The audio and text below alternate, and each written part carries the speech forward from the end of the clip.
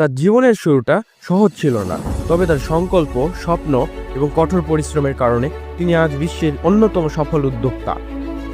হ্যাঁ বন্ধু, তুমি ঠিকই ভেবেছো, আমি ইলন মাস্কের কথা বলছি। ইলন মাস্ক দক্ষিণ আফ্রিকায় জন্মগ্রহণ করেন এবং শৈশব থেকে প্রযুক্তি উদ্ভাবনের প্রতি ছিল তার প্রবল আগ্রহ।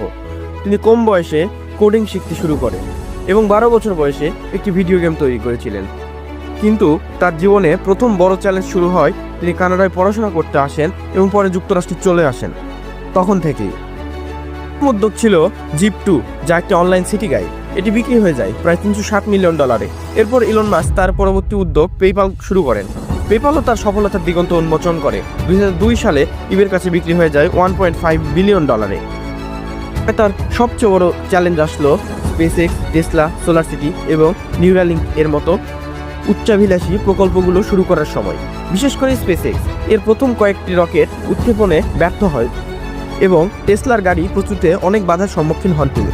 এক পর্যায়ে তিনি ব্যক্তিগতভাবে তার সব টাকা খরচ করতে থাকেন এবং টেনশনে ভুগতে থাকেন, কিন্তু তিনি হার মানেননি। গাড়ি এখন পৃথিবীর জুড়ে জনপ্রিয় এবং স্পেসএক্স মঙ্গল গ্রহে মানুষের বসতি স্থাপনের লক্ষ্য নিয়ে কাজ করছে। ইলন মাস্ক প্রমাণ করেছেন, যদি আপনি একাগ্রতা এবং দৃঢ় সংকল্প নিয়ে কাজ করেন, তাহলে অসম্ভবকে সম্ভব করা অবশ্যই সম্ভব।